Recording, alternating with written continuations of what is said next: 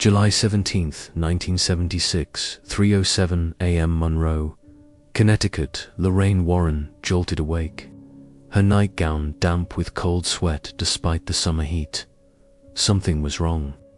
The bedroom felt different, dense, with a presence she recognized all too well after 3 decades of confronting the darkest entities that lurked in the shadows between worlds. The digital clock on her nightstand flickered. 3:07. Always 3:07, Ed. She whispered, reaching across the bed. Her fingers found only cold, empty sheets. Her husband's absence sent a wave of dread through her body. The air in the room grew thick, almost resistant to her lungs as she drew shallow breaths. On the wall opposite their bed, the large wooden crucifix, blessed by the Vatican after the Amityville case, slowly began to rotate. Degree by degree, it turned until it hung completely inverted, a mockery of the sacred symbol. Lorraine's throat tightened. This wasn't merely a spirit. This was something ancient, something with intent. From down the hallway came the sound of a child's laughter, high and innocent, followed by the patter of small feet on hardwood floors. The Warrens had no young children at home. Their daughter Judy was away at college. In the name of the Father, the Son, and the Holy Spirit, Lorraine whispered, her trembling hand making the sign of the cross. The laughter abruptly ceased, replaced by a silence so absolute it seemed to consume even the ambient sounds of the night. The bedroom door creaked open. Pale moonlight spilled across the threshold, illuminating a trail of wet footprints leading away from their bedroom toward their occult museum. The locked room that contained every cursed, possessed, and malevolent object they had collected throughout their careers. Lorraine slid from the bed, her bare feet touching the cold floor. Years of experience told her to stay put, to pray for protection, but the absence of Ed filled her with a specific terror. Where was he? Had this thing taken him? "Show yourself," she commanded, her voice stronger than she felt. The only response was a soft, rhythmic tapping from down the hall. Lorraine moved toward the door, each step an act of will against her instinct for self-preservation. The wet footprints glistened in the moonlight, too small for an adult, yet somehow elongated, as though whatever made them had feet that weren't entirely human.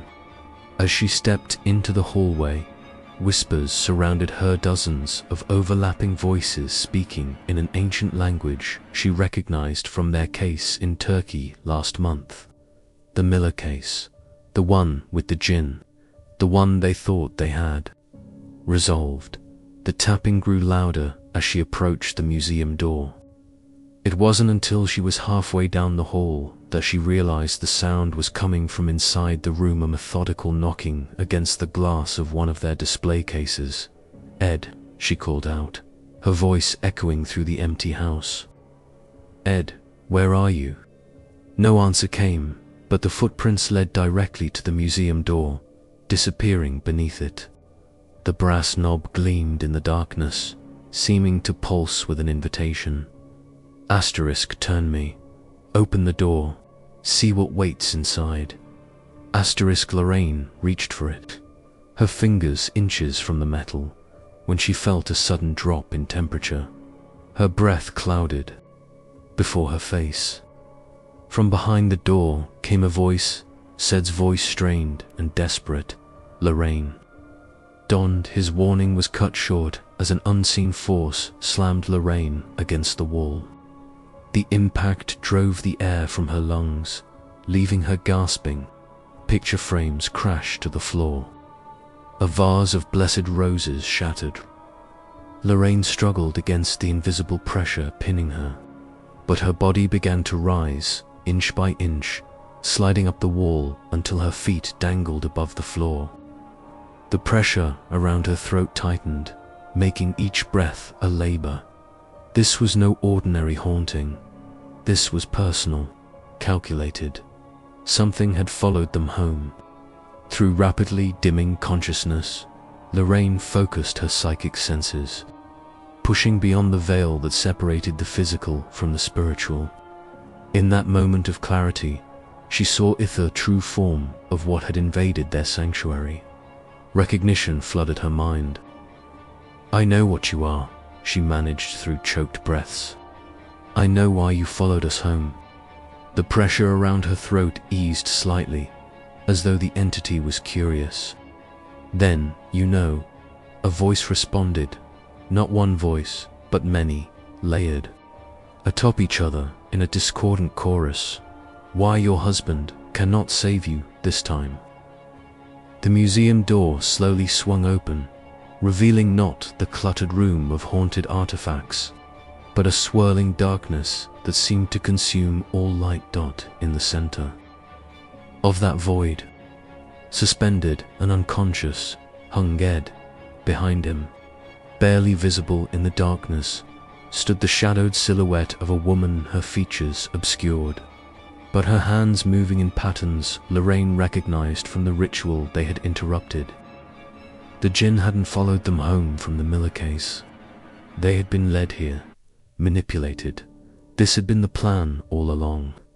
"We have been waiting for you to wake." "Lorraine Warren," the chorus of voices spoke again. "Now we can begin." As Lorraine's body was pulled inexorably toward the open door and the void beyond, one terrible thought crystallized in her mind. The Millers had never been the target. The Warrens had. 6 weeks earlier, "Adam, come quick." Sarah Miller's voice echoed through their newly purchased colonial. Her hand rested on the slight curve of her belly as she stood transfixed before the bathroom mirror. Adam appeared in the doorway, toothbrush in hand, hair still damp from his shower. "What is it? Are you okay?" Sarah turned to him, tears welling. In her eyes, I felt it move. She grabbed his hand and pressed it against her stomach. "Our little miracle."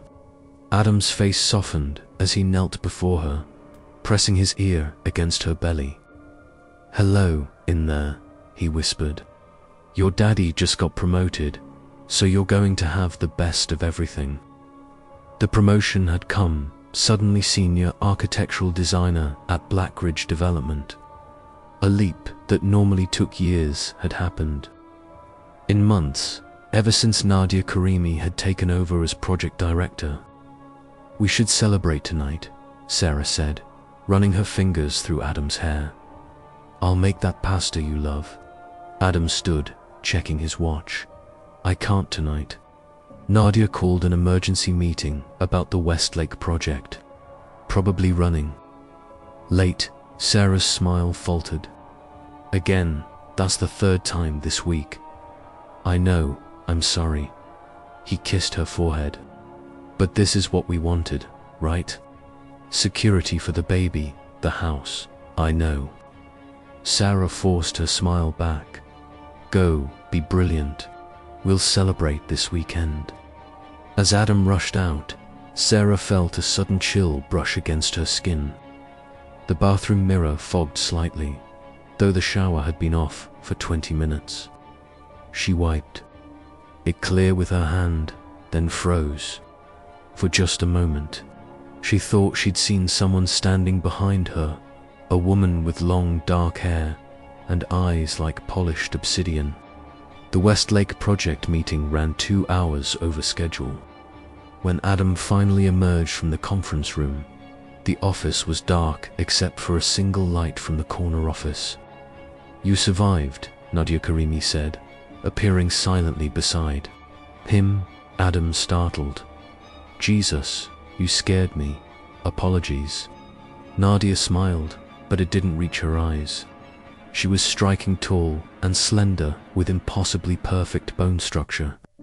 Her accent held traces of her Turkish heritage, giving ordinary words an exotic cadence. "Walk with me to my office. I have some thoughts on your presentation." Adam glanced at his watch. 10:37 p.m. "I should really get home. Sarah's waiting." Your pregnant wife, Nadia said, as if reminding herself. How? Conventional. Just 5 minutes. Adam, your future at Blackridge depends on this project. In her office, Nadia poured 2 glasses of amber liquid. My family's special reserve, from the old country. I don't really drink during the week, just a taste. She pressed the glass into his hand, her fingers lingering against his, for courage. The liquid burned pleasantly. Adam felt warmth spreading through his chest, along with something else, a strange lightness, as if constraints he hadn't known existed were suddenly loosened. You have remarkable talent, Adam, Nadia said, standing too close. I see greatness in you that others miss. Her eyes held his. I see everything about you. Adam's phone buzzed. Sarah's face appeared on the screen. Nadia's expression hardened, momentarily before smoothing into professional courtesy. Go home to your wife. We'll continue tomorrow. As Adam drove home, the strange warmth from Nadia's drink still lingered in his veins. Twice he thought he saw someone in his rearview mirror, shadowy figure in the back seat. But when he turned to look, there was nothing. The baby books don't mention this, Sarah said, wrapping herself in another blanket despite the summer heat. I'm freezing all the time. Dr. Patterson frowned at Sarah's chart. And you say you're losing weight? 3 pounds since last week. I'm eating constantly. The blood work shows some unusual patterns, the doctor said carefully. Your hormone, LEVELSR, ... inconsistent with typical pregnancy progression. Sarah clutched the blanket tighter. Is something wrong with the baby? Not necessarily, but I'd like to run more tests. The doctor hesitated. Mrs. Miller, are you experiencing any unusual stress at home? Sarah thought about the past 3 weeks, the cold spots that followed her through the house, objects that weren't where she'd left them, the persistent sensation of being watched, and the dreams. Just normal pregnancy stress, she lied. That night, Sarah woke to whispers, soft, unintelligible murmurs that seemed to come from inside the walls. The digital clock read 3:07 a.m. The bedroom door was open, though she distinctly remembered Adam closing it before they went to bed. Beyond the doorway, the hallway was pitch black. A floorboard creaked. Something was moving out there. Adam, she whispered, reaching over. His side of the bed was empty. Sarah sat up, heart pounding. Adam. From downstairs came the sound of Adam's voice, speaking quietly as if in conversation. But the cadence was wrong, the words not English but something ancient and guttural. Sarah crept to the top of the stairs. A faint light flickered from the kitchen, casting long, dancing shadows. Adam stood with his back to her, his silhouette swaying slightly. Adam, she called. He turned slowly. In the dim light, his face looked hollow, his eyes reflecting the light unnaturally. Who were you talking to? Sarah asked. Adam blinked, confusion crossing his features. What? I was getting water. He held up an empty glass. Why are you up? I heard voices. You were speaking some language, ... Adam laughed, but it sounded forced. You were dreaming, honey. Come back to bed. As he passed her on the stairs, Sarah caught a whiff of unfamiliar perfume, spicy and exotic.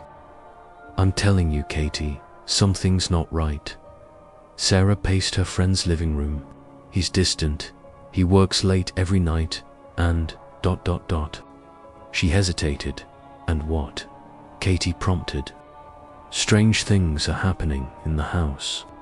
I keep finding these weird scratches on the floors, the walls, even the ceiling sometimes, like symbols or letters in some foreign alphabet.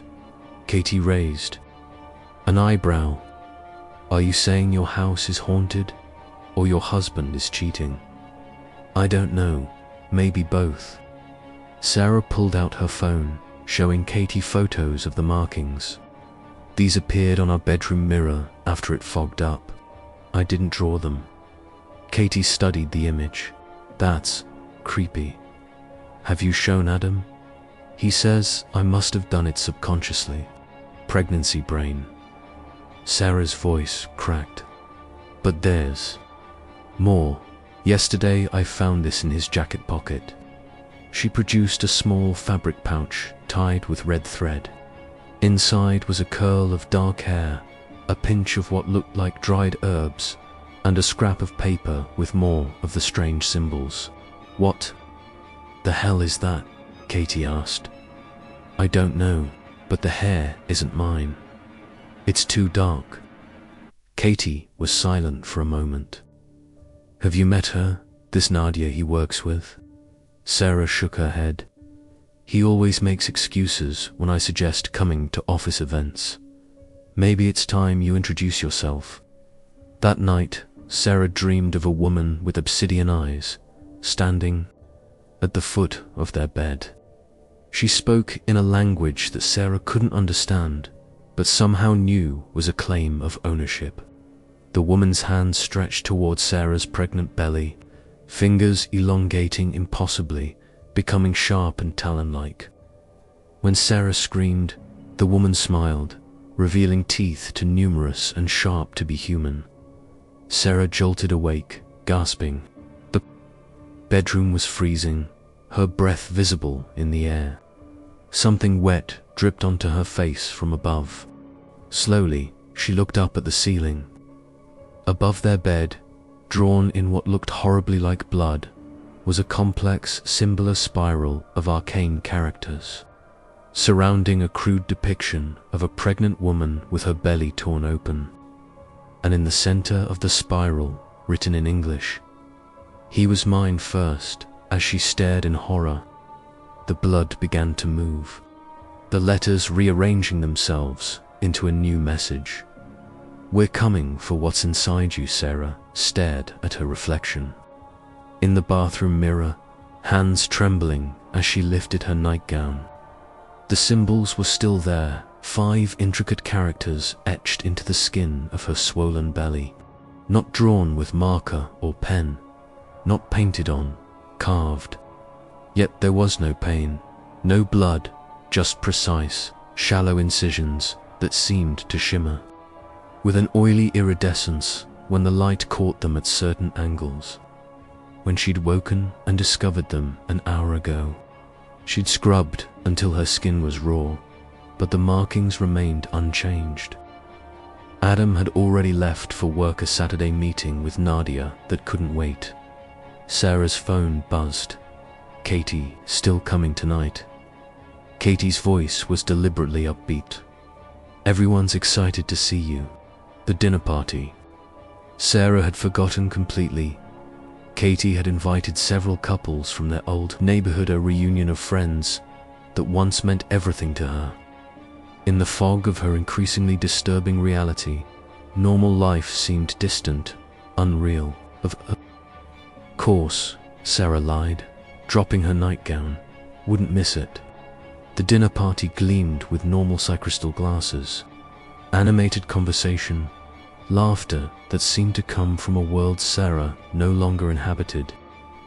Adam stood across the room, charming as ever, one hand casually thrust into his pocket, the other gesturing with a glass of red wine, as he described their nursery renovation plans. "So I was thinking pale yellow, but Adam insists on green," Sarah interjected, sliding into the conversation and slipping her arm through his. She felt him stiffen slightly at her touch. "Green is gender neutral," Adam explained smoothly. "More modern." "Adam's all about modern these days," Sarah said, smiling up at him though her eyes remained cold. "New job, new boss, new hours. I barely see him." An uncomfortable silence descended on the group. "Speaking of work," Sarah continued, her voice falsely bright. Adam's boss is absolutely fascinating. Nadia, right, honey, you should hear how he talks about her. Adam's smile hardened. Sarah, actually, Sarah turned to the group. I'm dying to meet this Nadia. She keeps my husband so late at the office. Every single night. She emphasized each word with a slight tilt of her wineglass. She must be extraordinary. Maybe we should get some air, Adam muttered, attempting to guide Sarah toward the patio. Sarah jerked away from his touch. The movement sent her wine splashing across the front of her dress, a red stain spreading across her belly like a wound. Conversations throughout the room faltered as heads turned.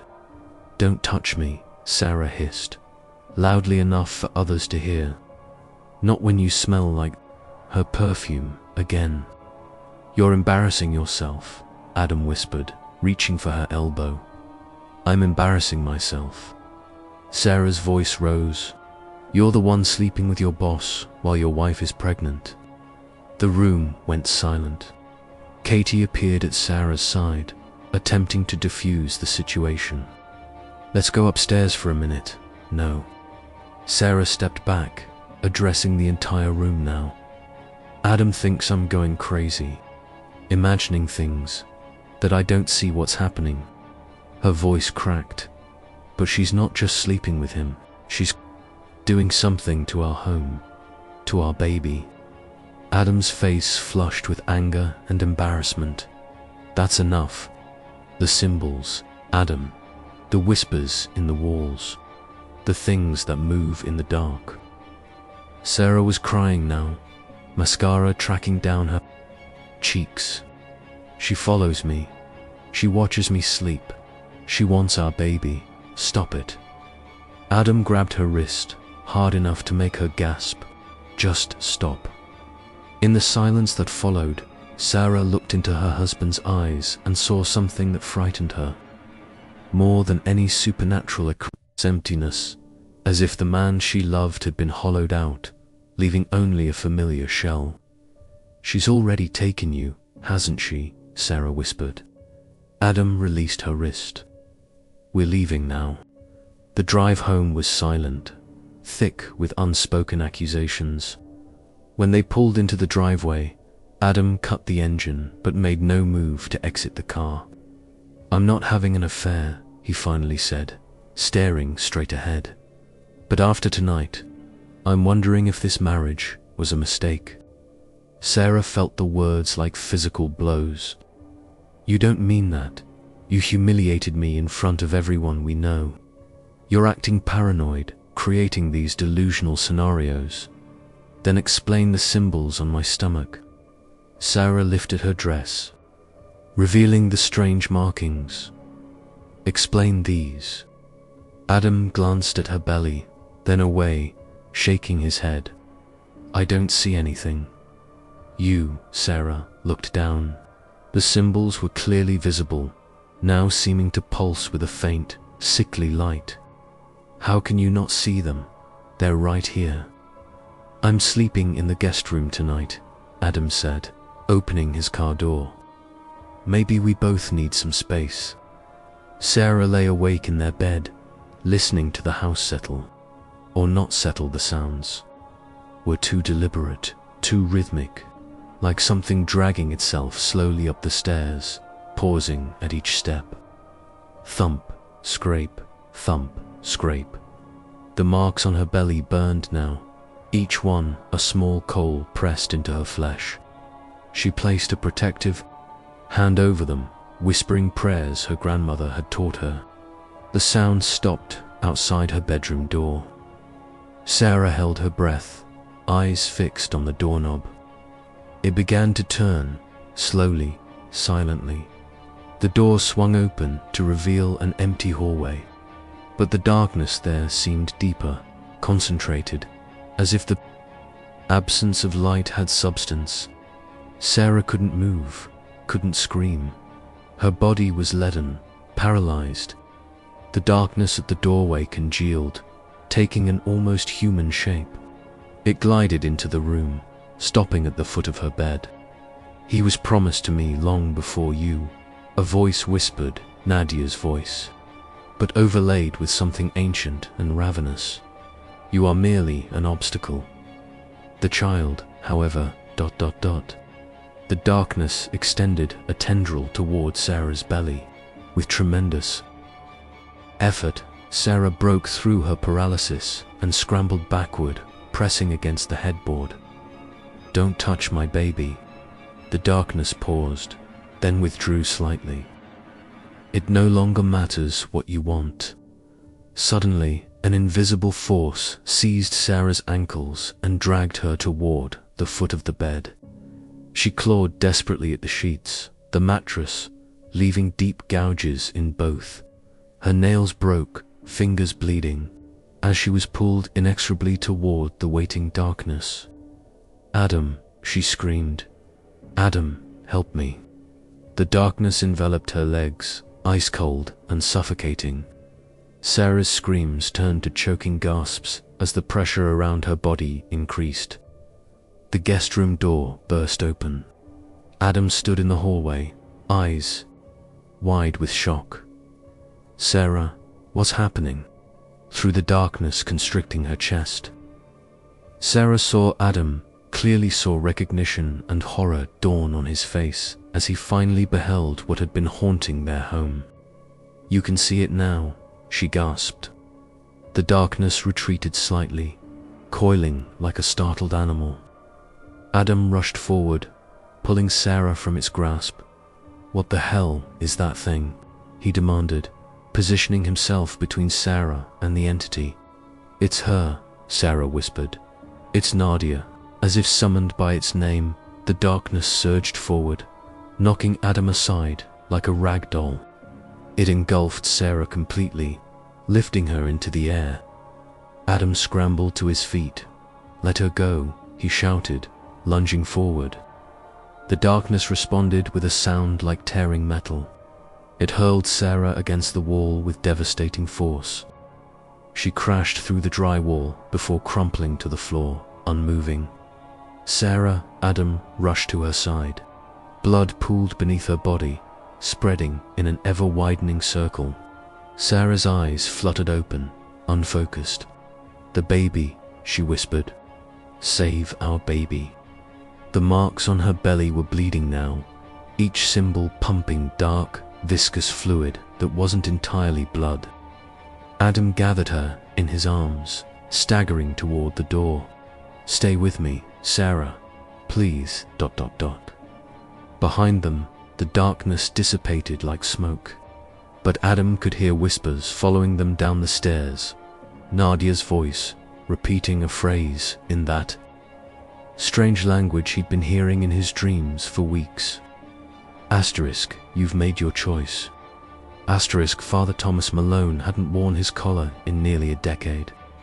Not since the incident that had cost him his parish and very nearly his faith, but he still kept it in his bedside drawer, a reminder of obligations that transcended institutional structures.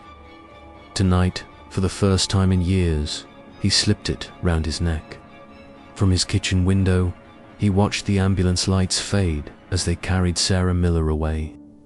He had observed the young couple since they moved in next door 3 months ago, watched with growing concern as the shadows around their home deepened, as the presence he had trained himself to ignore grew bolder. Last night, those shadows had breached his own defenses. The dreams had returned dreams of entities that wore human faces like ill-fitting masks. He had woken to find a perfect handprint burned into his Bible, small like a child's butt with elongated fingers that tapered to points. It was happening again, and this time he would not remain silent. Father Malone reached for his phone and dialed a number he had sworn never to use. "It's Thomas Malone," he said when the line connected. "I need to speak with the Warrens. It's urgent. BP's dropping to 90/60ths. The paramedic called out as they wheeled Sarah through the emergency room doors. Fetal heart rate is 85 and irregular. Adam ran alongside the gurney, still wearing the clothes he'd slept in, now stained with Sarah's blood. Please, he begged the doctor who met them. She's 17 weeks pregnant. Sir, you need to let us work, the doctor said firmly, guiding him toward the waiting area. Someone will update you soon. Left alone in the sterile waiting room, Adam stared at his bloody hands. What had he seen in their bedroom? What had he been refusing to see? For weeks, the presence, the darkness, it had been familiar somehow, as if he'd invited it in without realizing. Mr. Miller, Adam looked up to see an older man with kind eyes and a younger woman with a penetrating gaze. They weren't hospital staff. My name is Ed Warren, and this is my wife Lorraine, the man said. Father Malone called us. We'd like to help you and Sarah. Lorraine Warren sat beside Sarah's hospital bed, her hand resting lightly on the sleeping woman's arm. Ed stood at the window with Adam, speaking in hushed tones. She's stable for now, the doctor had told them. The baby's heartbeat has stabilized, but it's still slower than we'd like. We're monitoring closely. Lorraine's eyes were closed, her breathing measured and deep. To anyone observing, she might have appeared to be praying or meditating, but Lorraine was neither praying nor meditating. She was seeing through the thin connection of skin against skin. Lorraine perceived the layers of Sarah's experience, the terror of the attack, the weeks of escalating phenomena, the growing alienation from her husband. But beneath it all, Lorraine sensed something older and hungrier than human malice, an attachment, a binding, a claim staked in blood and sealed with forbidden words. Lorraine opened her eyes, withdrawing her hand gently. Sarah stirred but didn't wake. She's carrying more than a child, Lorraine said quietly, when Ed and Adam joined her. Something has marked both of them. What do you mean, marked? Adam asked. The symbols on her stomach, Lorraine replied. You can see them now, can't you? Adam nodded slowly. They ... appeared last night, when that thing attacked us. They've been there for weeks, Lorraine corrected. You just couldn't perceive them until the binding began to weaken. Binding? What binding? Adam's voice rose with frustration. Ed placed a calming hand on the younger man's shoulder. I think it's time you told us everything about Nadia. She joined the firm about 4 months ago, Adam explained as they drove toward the Miller home. Brilliant architect with international experience. Everyone was in awe of her. And she took a special interest in you, Ed prompted from the passenger seat. Adam's hands tightened on the steering wheel. Yes, she fast-tracked my promotion, invited me to exclusive meetings, private dinners to discuss projects, ...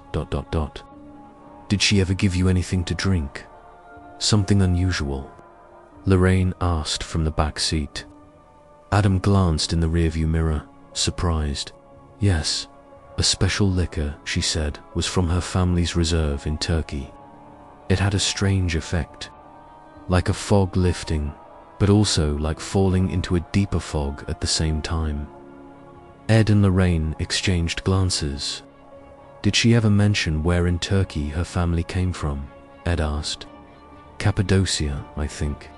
She talked about ancient cave dwellings and underground cities, said her ancestors were caretakers of old knowledge. They pulled into the driveway of the Miller home. The modest colonial looked peaceful in the morning light, betraying nothing of the violence that had occurred within its walls hours earlier. I should warn you, Adam said, the bedroom is a mess. There's a hole in the wall where ...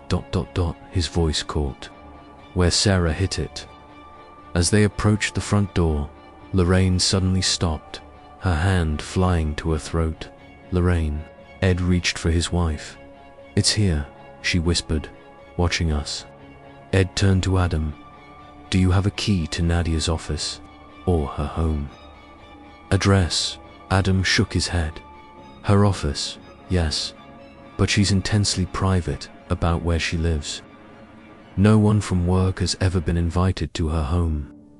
We need to see both, Ed said firmly. But first, let's see what we're dealing with here. The moment they crossed the threshold, Lorraine felt a heaviness in the air, an oppressive weight that made each step an effort. The house smelled of copper and something else, an acrid, musky scent like wet earth from a freshly dug grave. In the master bedroom, the damage was extensive. The wall bore a sericized hole, surrounded by spiderwebbing cracks. The hardwood floor was scratched with deep gouges, and the sheets were stained with blood and a black, viscous substance that had already dried to a crust. Lorraine stood in the center of the room, eyes closed, arms slightly extended. She turned, slowly, as if feeling the air for invisible threads. Ed, she called softly. The bed. Ed knelt beside the bed, lifting the edge of the mattress. Beneath it, pressed into the slats of the bed frame, was a small cloth pouch identical to the one Sarah had found in Adam's pocket. There will be more, Lorraine said. Check the threshold of every doorway, the windowsills, the air vents. Adam watched in growing horror as Ed methodically searched the room, finding 7 identical pouches hidden throughout. What are they? Adam asked. Ed carefully untied one pouch, revealing its contents: a curl of Sarah's hair, a pinch of dark soil, and a scrap of paper covered in the same symbols that marked Sarah's belly. Muscular, Lorraine answered. Turkish binding talismans. Someone has seeded your home with graveyard dirt and sympathetic links to both you and Sarah. Nadia, Adam whispered. Lorraine nodded gravely.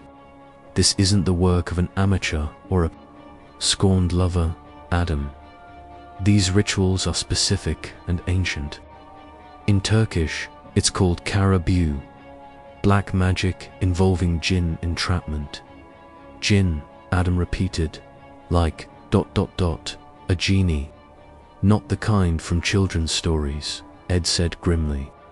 In Islamic theology, jinn are sentient beings created from smokeless fire, existing in a dimension parallel to our own. Some are benevolent, others malicious. The most dangerous are those that can be bound through ritual to serve a human master. But why us? Why Sarah and the baby? Lorraine met Adam's gaze directly. That's what we need to find out. But whatever Nadia's purpose, she's channeling something powerful and ancient, something that's now marked your unborn child. Adam sank onto the edge of the bed, head in his hands. Can you stop it? Can you protect them?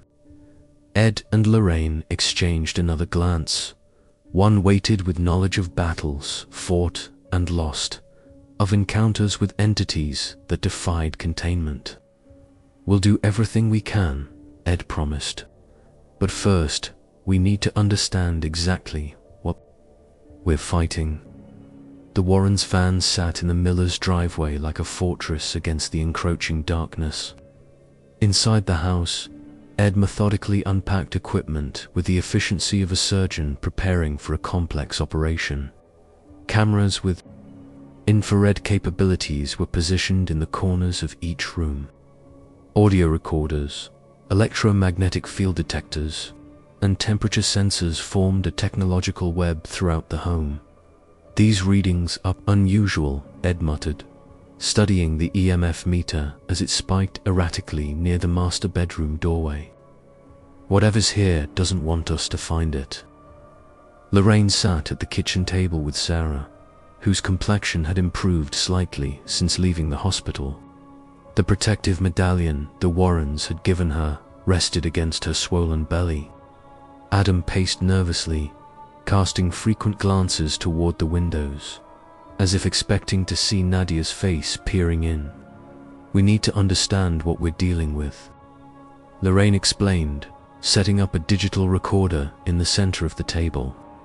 "EVP sessions might help us communicate with whatever entity is attached to your home."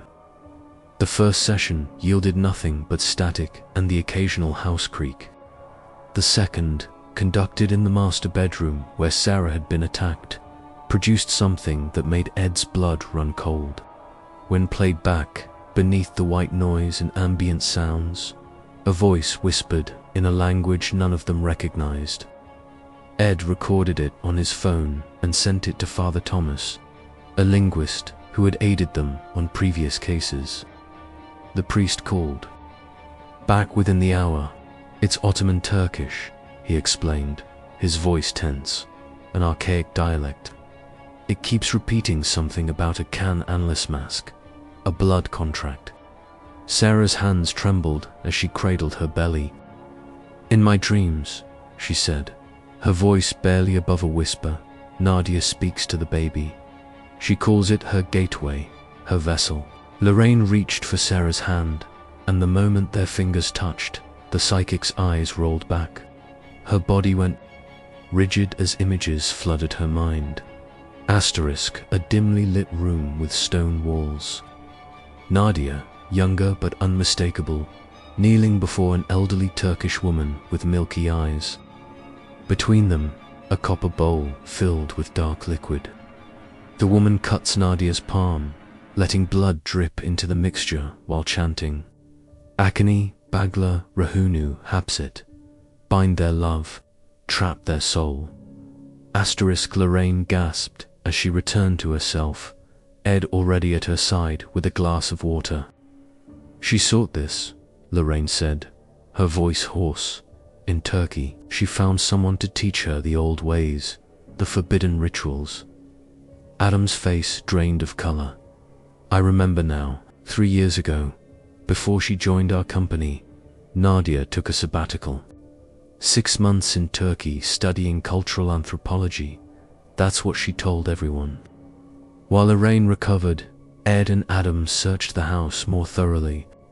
In the back of Adam's closet, behind a loose baseboard, they discovered a small leather pouch containing locks of Adam's hair, fingernail clippings, and a handkerchief stained with dried blood. "She must have been collecting these for months," Adam said, horrified. "I cut myself at work on a broken coffee mug once. She insisted on helping me clean it up." Throughout the house, they found more talismans, small cloth dolls with Adam's hairs woven into them, hidden under floorboards and inside air vents. Each discovery made the oppressive feeling in the house intensify. "This is systematic," Ed explained as they gathered their findings on the dining room table.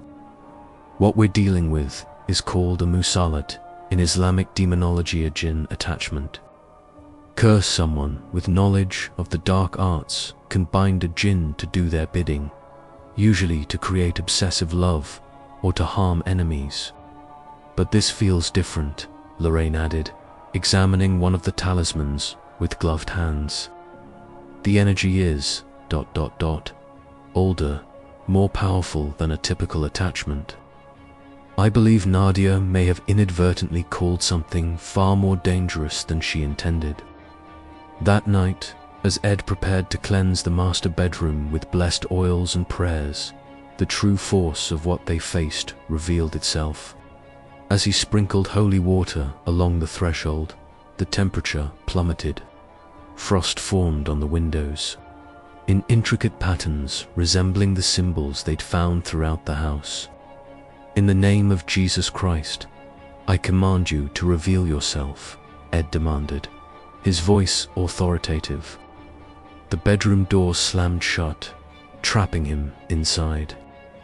The bed levitated 3 feet off the floor and began to rotate slowly.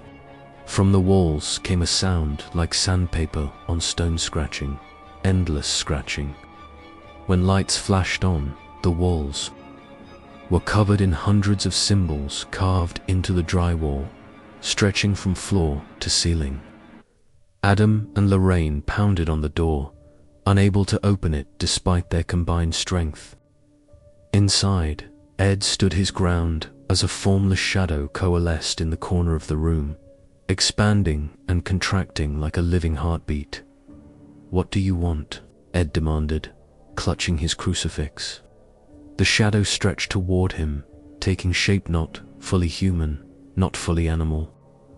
A voice that seemed to come from everywhere and nowhere responded in perfect English, though it carried accents from a dozen different languages. "The woman is merely a key. I am the lock and the room beyond. I have waited centuries for ones like you who can see between the worlds." The entity surged forward, slamming Ed against the wall with such force that the drywall cracked. His crucifix burned white-hot in his hand, but he refused to release it. "You cannot bind me with your God," the voice hissed, now directly in Ed's ear. "I was old when his name was first whispered." With a sudden, violent force, the door burst open. Lorraine stood in the doorway, holding aloft an ancient silver amulet they brought from their own collection. The shadow entity recoiled, releasing Ed, who collapsed to the floor, gasping for breath. "It's stronger than anything we've encountered before," Ed managed between coughs as Adam helped him from the room. Blood trickled from his nose and ears. "This is no ordinary haunting. And Nadia, whoever she is, has unleashed something she cannot possibly control." In the sudden, unnatural silence that followed, Sarah's phone rang. The caller ID displayed Nadia's name. When Sarah cautiously answered and put it on speaker, Nadia's voice came through unnaturally calm. "It's shown you its face now, hasn't it? Good. Ask the Warrens if they remember the darkness they couldn't cleanse in Amityville. Ask them why it followed them home. This is only beginning." The line went dead, leaving them in stunned silence as the lights throughout the house flickered, in perfect rhythm. Like a heartbeat gaining strength, the university library's basement archives smelled of dust and forgotten knowledge. Ed Warren thumbed through microfiche records, while Father Callahan, the miller's neighbor, and their connection to the Warrens sorted through immigration documents. "Here," Ed said, sliding a page across the table. "Nadia Cartel, family emigrated from Cappadocia in 1976. Her grandfather was an imam. But there are rumors he was excommunicated from his mosque." Callahan leaned forward. "For what? Doesn't say. But look at this. Her mother died during childbirth. Her father remarried within months to a woman who practiced folk medicine in their village."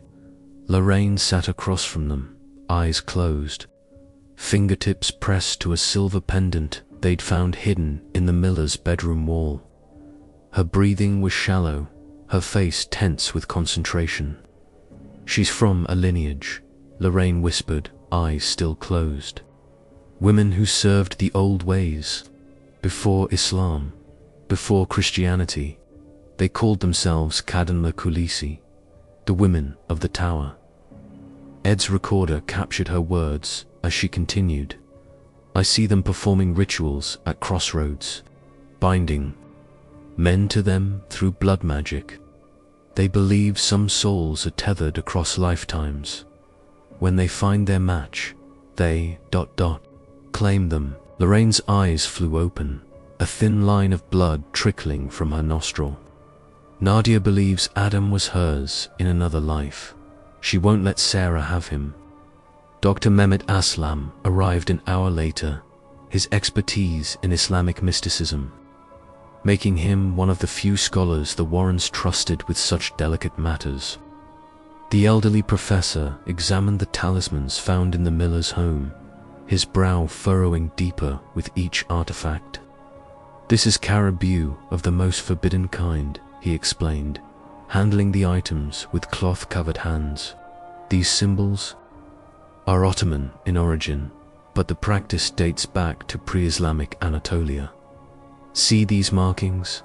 He pointed to intricate geometrical patterns. They're from the forbidden sections of Kitab al-Azif, what some call the Necronomicon. So, it's just black magic? Father Callahan asked. No, Father. It's a binding ritual specifically designed to trap a jinn. What you might call a genie and bend it to the practitioner's will. But not just any jinn. The professor held up a scorched parchment fragment from the Miller home. This invokes Carabossen, the Midnight Rider, a particularly ancient and vengeful entity. But something's gone wrong, Lorraine interjected. The entity is no longer following her commands, is it? Dr. Aslam's face grew grave. These bindings require perfect execution. One mispronounced word, one wavering of intent, and the controller becomes the controlled. Adam Miller sat in his car outside Nadia's apartment building, his hands gripping the steering wheel until his knuckles whitened. Ed had advised against this confrontation, but he couldn't wait. Not with Sarah still weak and their babies. Life hanging in the balance. When Nadia emerged from the building, she smiled at the sight of him, a genuine, warm smile that chilled him to the bone. Adam, she said, sliding into the passenger seat without invitation. I knew you would come. What have you done to my wife? His voice trembled with barely controlled rage. Nadia's expression remained serene. Nothing that wasn't destined. We are Ra Exlery soul partners. I recognized you the moment you walked into the office. She reached for his hand. He jerked it away. I've seen the shrines, Nadia, the symbols, the blood magic. Her smile faltered only slightly. Then, you know this isn't mere infatuation. What we share transcends this lifetime. We don't share anything, Adam hissed. You feel it too, she insisted, her dark eyes intense. The connection, the recognition, when we're in the same room, the air changes. You felt it. Adam couldn't deny the strange pull he'd felt toward Nadia from their first meeting, disconcerting. Familiarity he'd actively fought against. My family found artifacts in Turkey, she continued, her voice dropping. They showed me how to see across the veil, to reclaim what was mine, what was ours, by hurting my wife, threatening my child. Nadia's expression darkened. They are obstacles, temporary complications in an eternal bond. You're insane, Adam said, reaching for the door handle. Nadia grabbed his wrist with surprising strength. You've made your choice then, her voice had changed, resonating with an unnatural timbre. You should know, Adam, that what I've unleashed cannot be called back. Not by me, not by anyone. The Warrens, Nadia laughed, the sound dry and ancient. Do you think it's coincidence they arrived so quickly, that they knew exactly what was happening? Her smile widened unnaturally. Ask them about Istanbul, about what followed them home. While Ed continued his research, Lorraine and Father Callahan had returned to the Miller home to reinforce the protective measures. Lorraine moved methodically from room to room, blessing each threshold with holy water and salt. In the master bedroom, she paused. Something felt different, wrong. Father, she called softly. When did someone last enter this room? No one since you cleansed it yesterday. Why? Lorraine knelt by the bed, reaching underneath to extract a small burlap pouch that hadn't been there before. Inside was earth from a cemetery fresh, not the dried soil they'd found earlier. She's been here, Lorraine whispered. Recently. While we were gone, a soft electronic chime from her pocket interrupted her thoughts. The EMF meter was spiking wildly. The temperature in the room plummeted so rapidly that their breath became visible in seconds. Downstairs, the front door opened. Footsteps crossed the foyer. Lorraine. Sarah Miller's weak voice called out, "Father Callahan."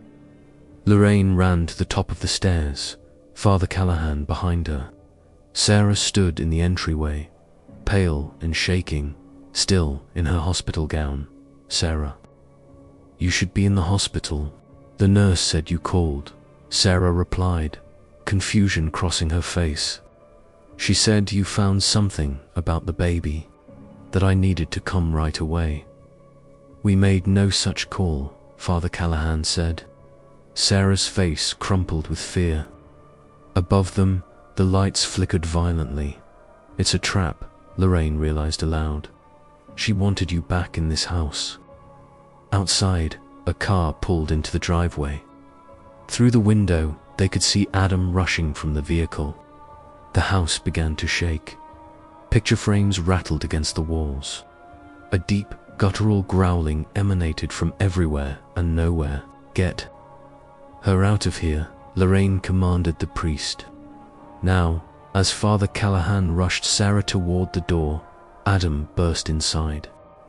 Behind him, they could see a surveillance van where two of Ed's associates monitored the property. The growling intensified. "I spoke to Nadia," Adam gasped. She said a violent force slammed all the doors shut simultaneously. Plaster cracked along the ceiling in jagged lines. "She's not controlling it anymore," Lorraine said, her voice steady despite the chaos around them.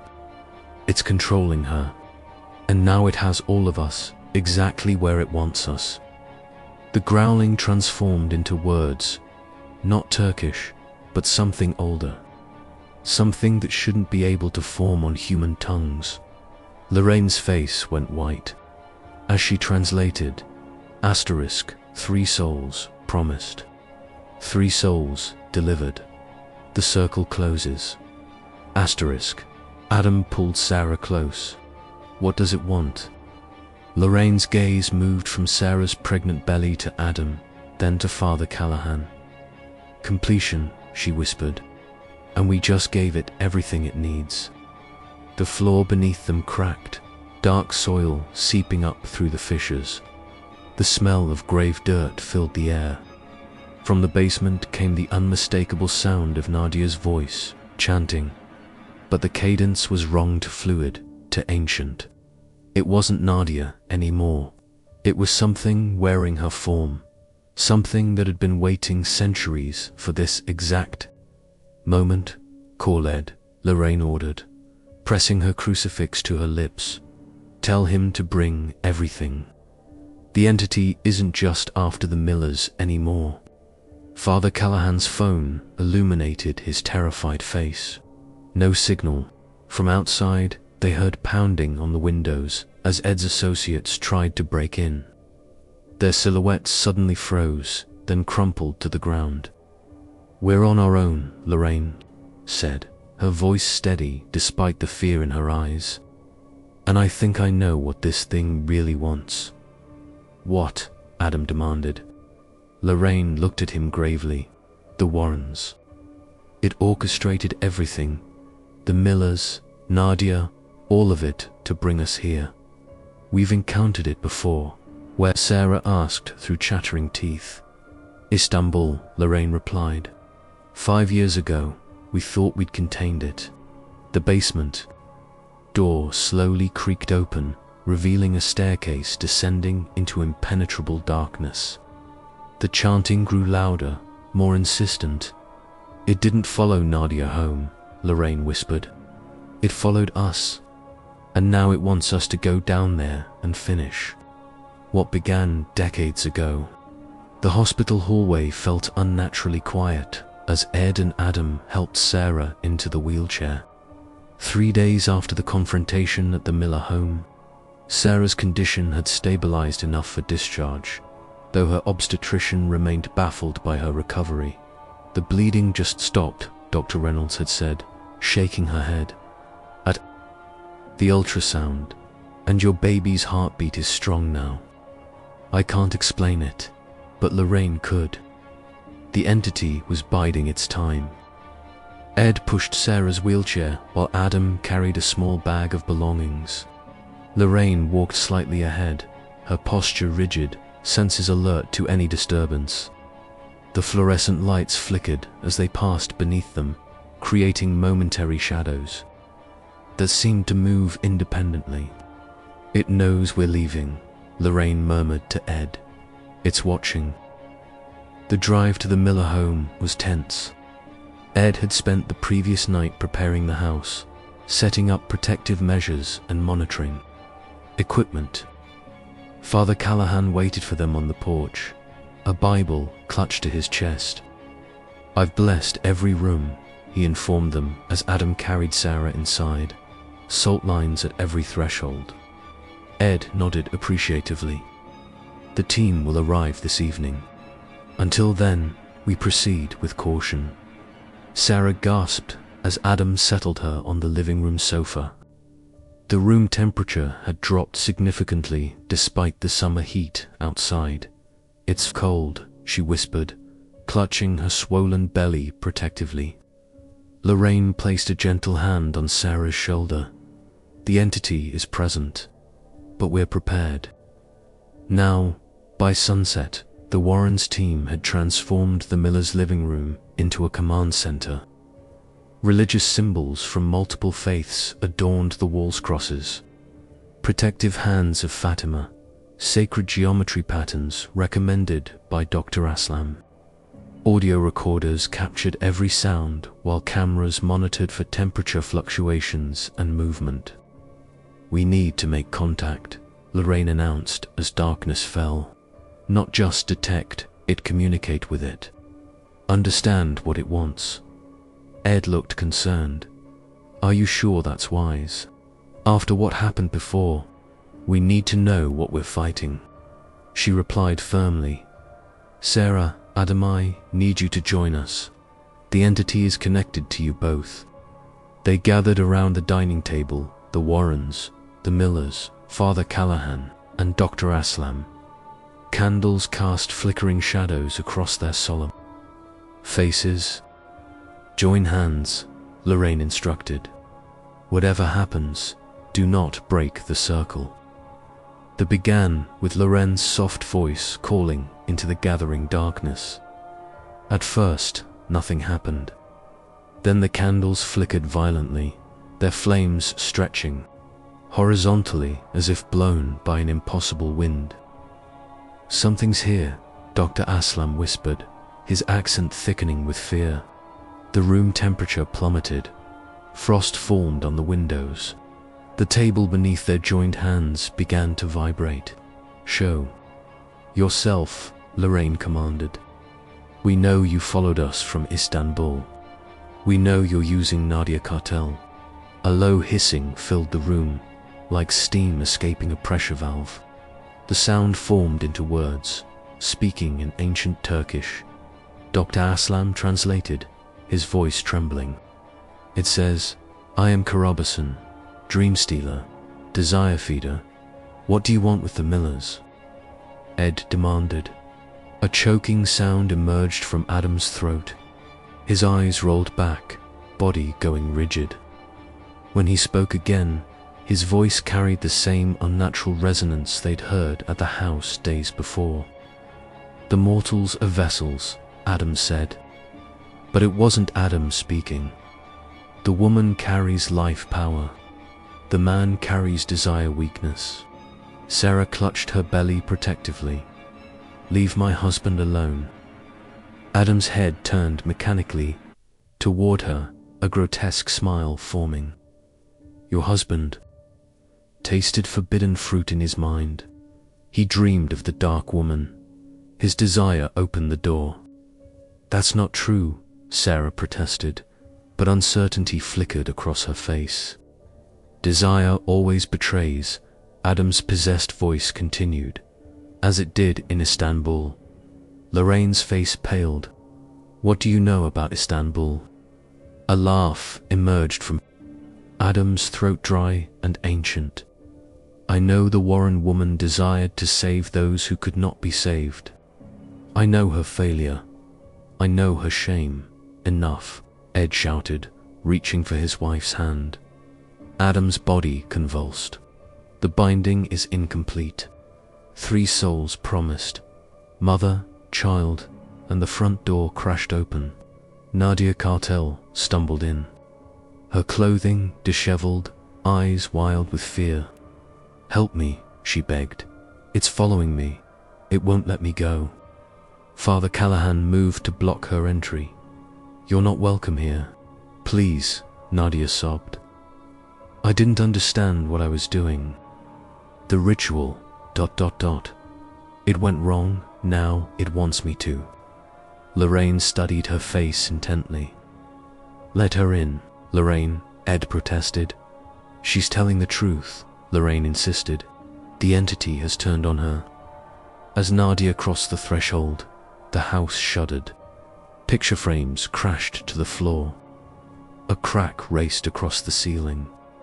I found my grandmother's journals, Nadia explained frantically, pulling aged papers from her bag. She warned about Carabossen, said it could never truly be controlled, only temporarily bound. It feeds on jealousy, then betrayal, then sacrifice. Dr. Aslan finished grimly. Adam's body suddenly went limp, the possession apparently broken. He gasped for air, clutching his throat. What ... happened? Before anyone could answer, Lorraine doubled over, her face contorting in pain. It's showing me something, she choked out. A vision. The team watched helplessly as Lorraine's eyes glazed over, seeing something only she could perceive. Istanbul was a test, she whispered. The entity let us think we'd won. It wasn't trying to possess that family, ... It was studying us, learning our methods, following us home. Her eyes cleared, horror dawning on her face. The Miller case, Nadia's obsession, it orchestrated everything to bring us here. Why? Ed asked, his voice breaking. Our museum, Lorraine realized. The artifacts. It wants access to our collection. The lights went out simultaneously. In the darkness, something massive seemed to move across the ceiling.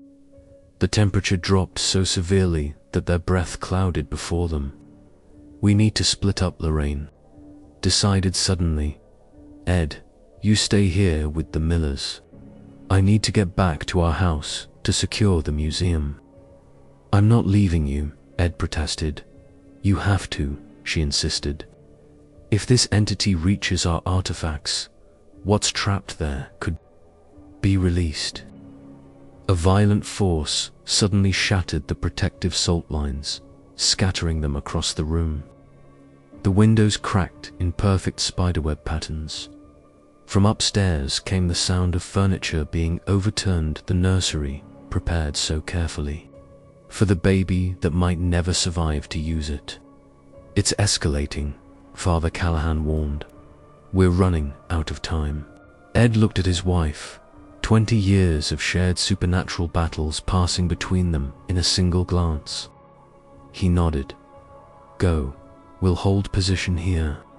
As Lorraine gathered her equipment, Sarah's hand shot out to grab her wrist. What aren't you telling us? Lorraine hesitated. Carabossen doesn't just want the Millers. It's not even just after our museum. What then? Adam demanded. Us, Lorraine whispered. The Warrens.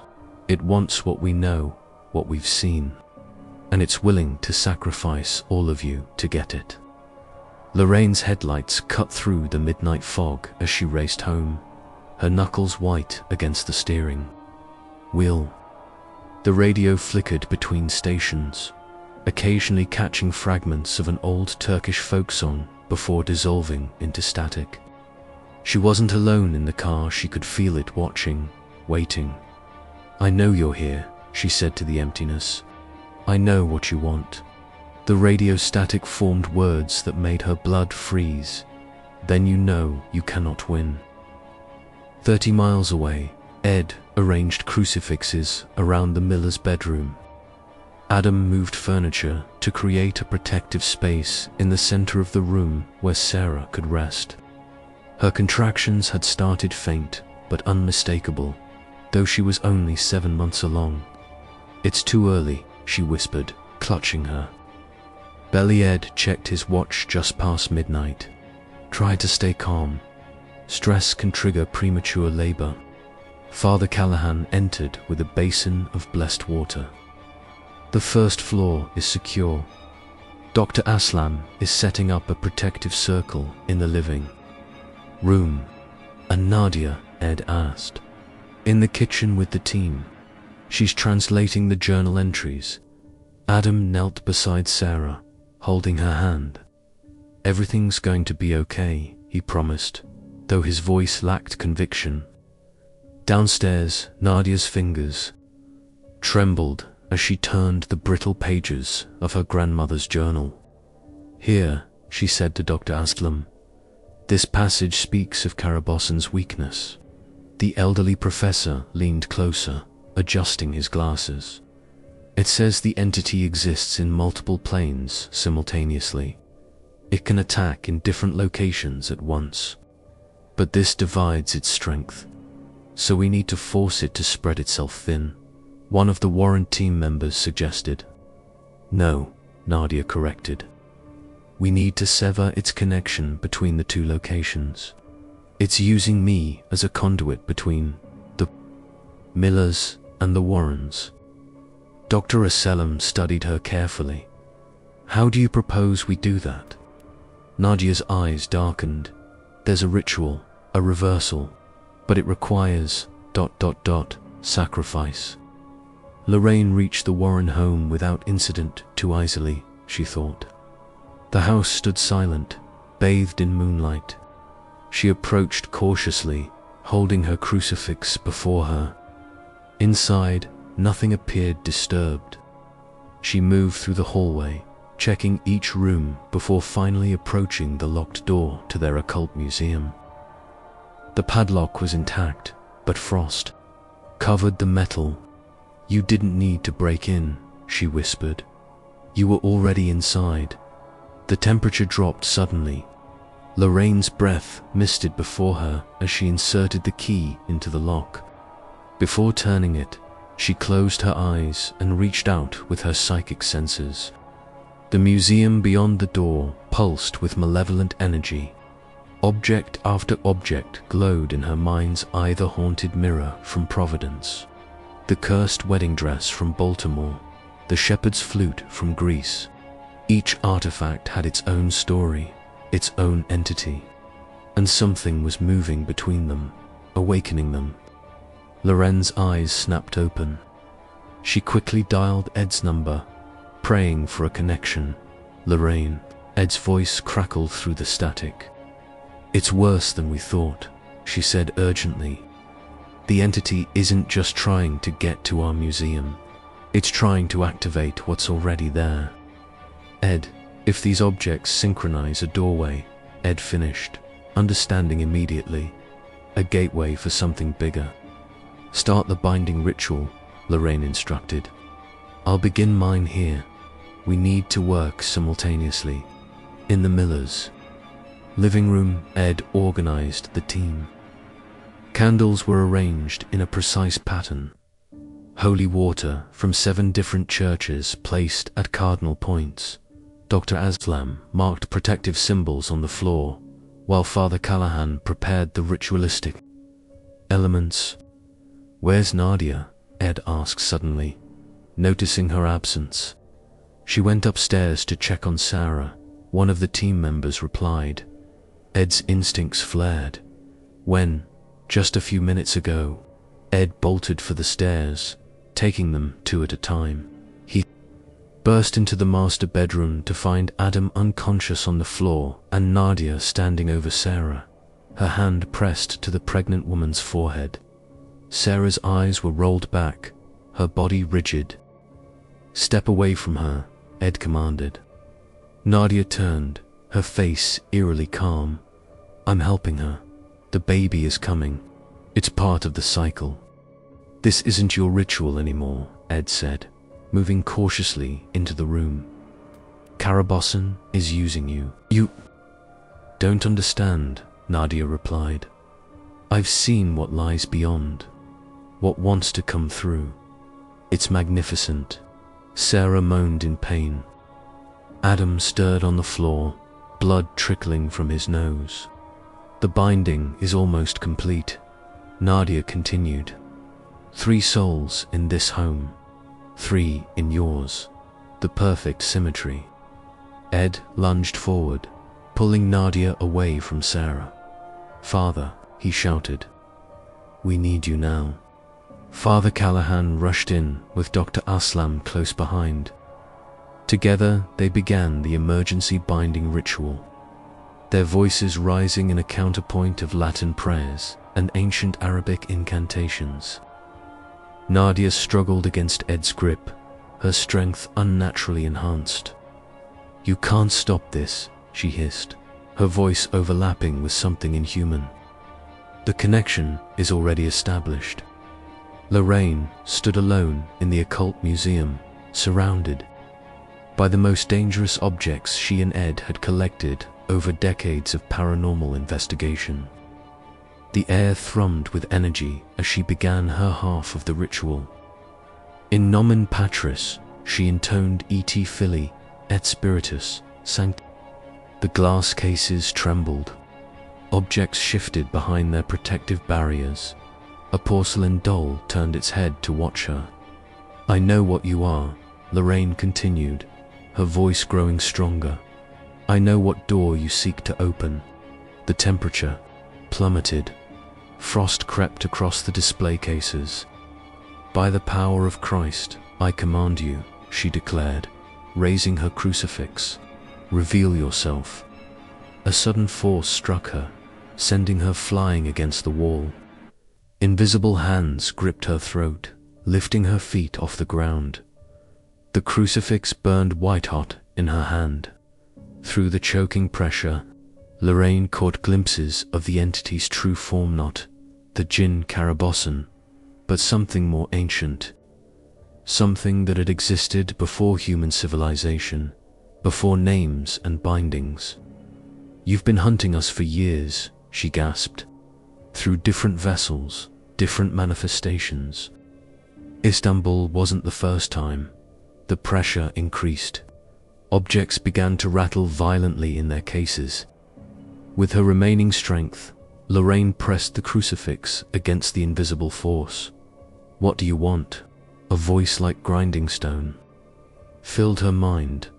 To come home. Back at the Millers, Sarah's contractions intensified. Adam had regained consciousness and now held her hand. While Father Callahan continued the binding ritual, Dr. Aslam worked frantically to translate the final pages of Nadia's grandmother's journal. It's a trap, the professor realized suddenly. The ritual Nadia suggested it wouldn't sever the connection, it would complete it. Ed glanced at Nadia, who sat unnaturally still in the corner where they had restrained her. A smile played at the corners of her mouth. We need to warn Lorraine, Ed said, reaching for his phone. But the line was dead. Outside, a storm had gathered, lightning illuminating the sky in constant flashes. The baby's coming, Sarah cried out. I can feel it. Adam looked desperately at Ed. What do we do? Ed made a decision. We fight on 2 fronts. We have no choice. As if in response, the house began to shake. Pictures crashed from the walls. Glass shattered. The very foundation seemed to groan. In the corner, Nadia began to laugh, a sound that echoed between 2 houses, bridging the distance between the Warrens and the Millers, between this world and something waiting just beyond the veil. Lightning split the sky as Ed prepared for the most dangerous ritual of his career. Sarah's labor had progressed rapidly, her cries punctuating the chaos engulfing the Miller home. Adam held her hand while Father Callahan recited prayers of protection over her swollen belly. "The baby can't come now," Adam pleaded. "Not in the middle of this." "That's exactly what it wants," Dr. Aslam explained, his weathered hands trembling, as he arranged sacred symbols around Sarah's makeshift bed. Birth and death transitions between worlds. Doorways. Ed's satellite phone crackled to life, their last connection to Lorraine. "Ed," her voice came through, distorted but recognizable. "Can you hear me? I'm here," he answered, relief washing over him. "The entity, it's ancient," Lorraine cut in. "Older than we thought. Carabosin is just one of its forms. I've seen it now, Ed. It's been hunting us through different cases. What does it want? Our collection, our knowledge." The line crackled with static. "It's trying to activate every object in the museum simultaneously. Create a convergence." Ed glanced at Nadia, still bound to a chair in the corner. Her eyes were closed, but her lips moved in silent communion with something unseen. "We need to perform the binding simultaneously," Ed said. "On my mark, there's more." Lorraine's voice wavered. "Istanbul, the orphanage in Mexico, that farmhouse in Nebraska, they weren't separate entities. They were facets of the same thing. It's been watching us, learning from each defeat." The line went dead. Outside, the storm intensified. "Dr. Ed called. "We need to begin." The elderly professor nodded gravely. The ritual must happen precisely at the same moment in both locations. The traditional binding won't work against something this ancient. "Then what will?" Dr. Aslam hesitated. "There's an older rite. Dangerous. It requires a willing vessel to temporarily contain the entity while it's banished." Ed's expression hardened.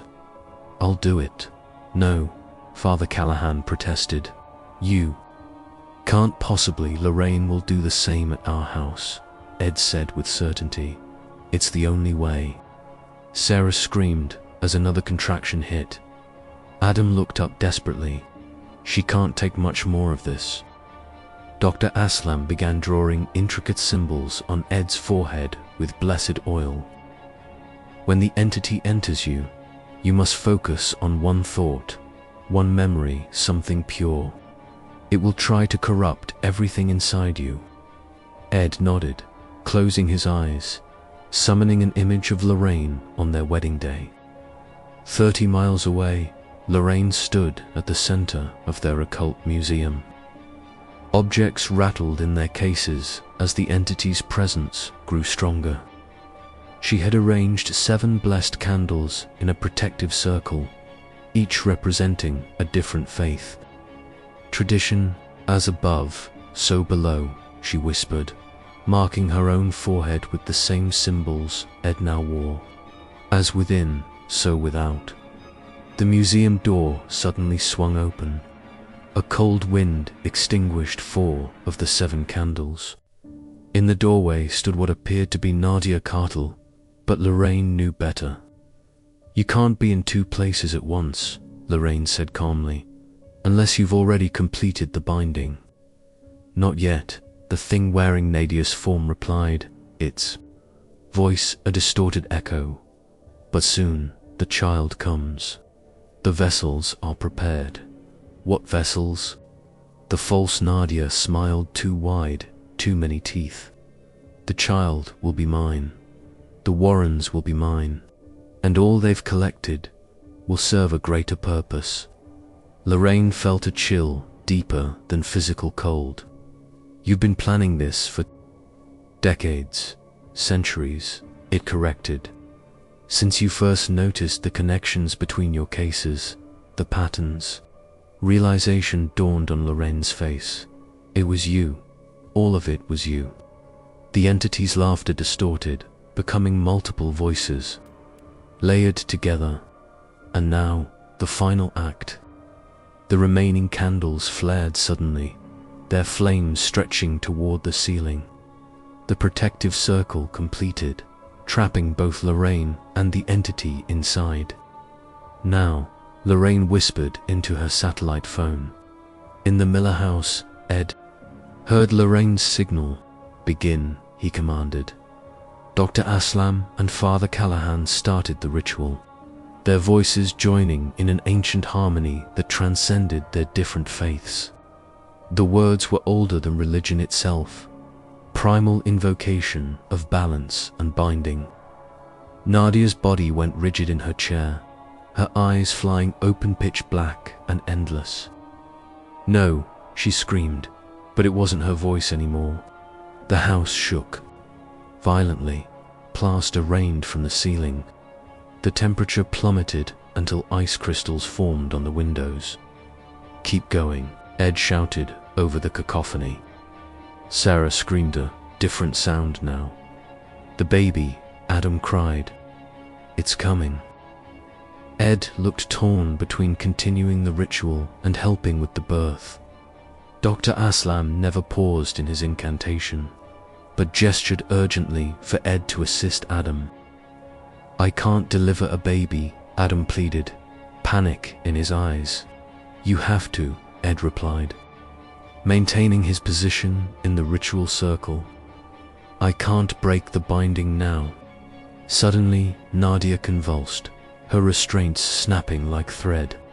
She rose into the air, suspended by invisible forces. "It's too late," she said, her voice now a chorus of otherworldly tones. "The synchronization has begun." In the Warren house, objects began to glow within their cases. The haunted mirror from Providence reflected impossible geometries. The cursed wedding dress billowed as if worn by an invisible bride. The shepherd's flute played itself, a melody that hurt the human ear. "I offer myself as vessel," Lorraine declared, arms outstretched. "Enter me and be bound." The entity wearing Nadia's form laughed. "Why would I accept such a small container when I can have all of this?" It gestured to the collection surrounding them. "Because I know your true name," Lorraine replied. From her pocket, she withdrew a scrap of parchment, the final page from Nadia's grandmother's journal that Dr. Aslam had photographed and sent before the phones went down. The entity's confidence faltered. "Where did you get that?" "Your arrogance was always your weakness," Lorraine said. "You revealed too much in Istanbul, left too many clues." She began to recite the nameless sound not meant for human tongues, a designation older than language itself. With each syllable, the false Nadia writhed in agony. "Stop," it commanded. "Enter me," Lorraine repeated, "and be bound, or I will speak your name to completion and unmake you entirely." The entity hesitated, a fatal mistake. Lorraine seized the opportunity, completing the binding incantation. The museum erupted in chaos as the entity was torn between two locations, two vessels to binding rituals. In the Miller house, Sarah gave a final push as Adam supported her. A baby's cry pierced the supernatural, too markedly strong and healthy despite its premature arrival. At that exact moment, Nadia's suspended body arched unnaturally. "No," the entity roared through her. "The child was to be mine, now Ed." Dr. Aslam shouted. Ed opened himself to the binding, feeling the entity's rage battering against his consciousness. It was like being swept into a dark ocean of ancient hatred and hunger. Images flashed before him, countless lives consumed over centuries, countless failed attempts to cross fully into this world. "I see you," Ed said through gritted teeth. "I know what you are." Nadia collapsed to the floor, gasping. Her eyes cleared, returning to their human state. "I'm sorry," she whispered. "I didn't know what it truly was." The house gave a final violent shudder, then fell eerily silent. The temperature began to normalize. Outside, the storm subsided, as suddenly as it had appeared. Ed reached for his satellite phone with shaking hands. Lorraine. For several agonizing seconds, there was no response. Then, "It's done." Lorraine's exhausted voice came through. "The binding is complete." Ed looked over at Sarah, who cradled her newborn daughter, while Adam watched in awe the baby. "Perfect," Adam replied, tears streaming down his face. "She's perfect." Dr. Aslam approached Nadia, who remained huddled on the floor. "Is she... Free," Ed confirmed. "The entity is contained. Split between two vessels, Lorraine and myself." Father Callahan crossed himself. "What happens now?" Ed stared at his reflection in the window, momentarily seeing something ancient and terrible. Looking back at him, "Now we make sure it never escapes again." 3 weeks after the confrontation, the Miller home showed no physical signs of the battle that had taken place within its walls.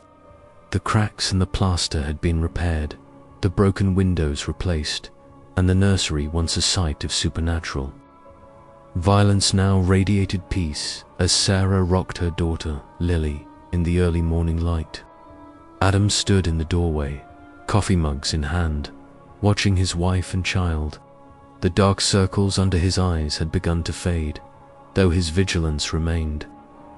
Every creak of the house still set his nerves on edge. "They're coming at noon," he reminded Sarah gently. "Are you sure you're up for visitors?" Sarah nodded, her eyes never leaving Lily's face. "The Warrens saved our family. I want them to see what they fought for." Miles away. Ed Warren loaded the final box into their station wagon. The occult museum had been temporarily emptied, its contents secured in various religious institutions across 3 states, a precaution Lorraine had insisted upon. Only one item remained: a small wooden box containing the talisman they had recovered from the Miller home. "Are you certain about this?" Ed asked as Lorraine emerged from the house, her expression somber yet resolved. "We can't destroy it," she answered, "and we can't separate it from us. Not anymore." The binding ritual had succeeded, but at a cost. Neither of them had fully anticipated. The entity, or rather, fragments of it now resided within both Ed and Lorraine. Most nights, one of them would wake screaming from nightmares filled with ancient memories not their own. Sometimes, they would catch glimpses of something terrible in their reflections, gone in an instant, but unmistakably there. "I spoke with Father Merrin this morning," Ed said as they pulled out of their driveway. "He believes the binding will hold as long as we remain ... connected to it." Lorraine gazed out the window, watching their familiar neighborhood recede. "And if something happens to one of us?" Ed's hands tightened on the steering wheel. They both knew the answer, but couldn't bear to speak it aloud. The drive to the Miller home was quiet, each lost in their own thoughts. When they arrived, Dr. Aslam was already there, his aged Toyota parked in the driveway. "How is he?" Lorraine asked as they approached the front door. "Better," Ed replied. "The nightmares have stopped. Whatever connection he had to the entity seems to have been severed when the binding transferred to us." Adam greeted them warmly, though his eyes lingered on their faces a moment too long searching. Perhaps for signs of their burden. Sarah's, in the living room with Dr. Aslam and the baby, he said, ushering them inside. "Nadia sent flowers yesterday, yellow roses. Her note said she's checking into a treatment facility in Arizona." "That's good," Lorraine replied diplomatically. She was as much a victim as anyone. The living room was transformed from the command center it had been during the battle. Now it was simply a family space, with baby items scattered among the couch cushions and a sense of normalcy carefully cultivated. Sarah rose to greet them, Lily cradled in her arms. Dr. Aslam stood as well, inclining his head respectfully. "Would you like to hold her?" Sarah asked Lorraine. A shadow of hesitation crossed Lorraine's face before she smiled. "I would love to." As Lily was placed in her arms, Lorraine felt a surge of emotion, pure and untainted. For a moment, the darkness within her receded, unable to touch this perfect innocence. "She's beautiful," Lorraine whispered, tears forming in her eyes. Ed watched his wife holding the child, a complex mix of joy and sorrow washing over his features. Dr. Aslan moved to his side. "How are you managing?" the professor asked quietly. "We have good days and bad days," Ed admitted. "The containment is holding, but ... But the cost is high," Dr. Aslam finished.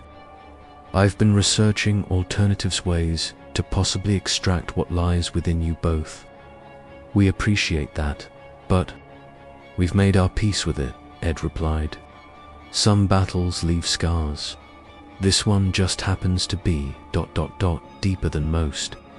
After lunch, as Sarah put Lily down for a nap and Adam showed Dr. Aslam the reinforced protective measures they'd maintained. Around the house, Ed and Lorraine stood alone in the foyer.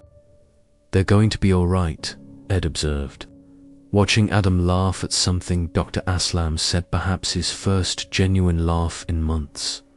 "Yes," Lorraine agreed. "They still have nightmares, but they're ordinary ones now. Human fears, not supernatural ones." Ed reached for her hand. "Ready to go home?" The drive back was lighter somehow, as if seeing the Millers' healing had lifted a portion of their burden. They spoke of mundane things, grocery lists, upcoming lectures, a leaky faucet that needed fixing. It was nearly sunset when they arrived home. The emptiness of the house felt strange after months of constant activity and danger. Lorraine carried the wooden box containing the talisman toward their occult museum as Ed retrieved the mail. The museum now just an empty room with display cases echoed with her footsteps. Lorraine approached the central pedestal where they had decided to keep the talisman, the sole item in an otherwise vacant collection. As she placed the box on the pedestal, a strange sensation washed over her. Her fingers lingered on the carved wood longer than necessary. Something pulled at the edges of her consciousness, a whisper almost too faint to hear. Lorraine closed her eyes, reaching out with her psychic senses as she had countless times before. What she perceived made her blood run cold. The entity within her and Ed was still there, bound and contained. But as she focused on the talisman, she realized with horror that it wasn't merely an object of power, it was a seed. Images flashed through her mind, the entity in its original form fragmenting itself during the binding ritual. The largest portions had indeed transferred to the Warrens, but a sliver, almost microscopic yet potent, had remained within the talisman itself, and it was growing. Lorraine stumbled back from the pedestal, gasping for breath. The room around her seemed to shift and distort momentarily. The empty display cases appeared to fill with shadowy objects, things that weren't there but somehow could be. "Lorraine," Ed called from the hallway. "Everything okay?" She composed herself quickly. "Yes," she called back, her voice betraying nothing of her discovery. "Just tired from the drive." That night, as Ed slept beside her, Lorraine stared at the ceiling, wide awake. The entity within her stirred, more active than it had been in weeks, as if it sensed her discovery, as if it was pleased. She thought about waking Ed, telling him what she had sensed. But what good would it do? They were already committed to this path, already bound to their burden. Adding one more weight might break them both. Instead, she slipped silently from bed and made her way down the hall. The museum door creaked softly as she pushed it open. The talisman's box sat undisturbed on its pedestal, moonlight streaming through the window to illuminate it. Lorraine stood in the doorway, watching, waiting. From within the box came a soft sound, almost like breathing. "I know you're there," Lorraine whispered into the darkness. "I know what you're planning." The breathing paused momentarily, then resumed slightly faster now. "This isn't over," she continued, her voice strengthening. "But neither am I." As Lorraine closed the door and returned to bed, something shifted in the empty museum behind her. A shadow detached itself from the wall, moving independently of any light source. It slithered across the floor toward the pedestal, caressing the box containing the talisman before disappearing into it. Inside, the fragment of the entity pulsed with satisfaction. The Warrens had won this battle, true enough, but the war was just beginning.